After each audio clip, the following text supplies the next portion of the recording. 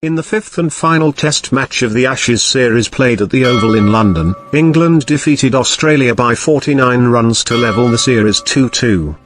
Australia needed 384 for victory in the fourth innings on the final day of the five-day match on Monday.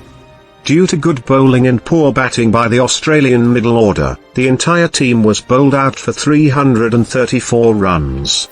English bowler Stuart Broad, who played his last Test match, took the last wicket of the match and made this match a memorable match of his career. Over 2 hours were lost due to rain on the final day of the match, but when play resumed after the rain, the English bowlers completely dominated the game, and only 11 runs saw the 4 Australian batsmen to the pavilion. Woakes took 4 wickets while off-spinner Moeen Ali dismissed 3 players. Stuart Broad took 2 wickets. Keep in mind that England has not won the Ashes series since 2001, and even after the recent series, the Ashes trophy will remain with Australia.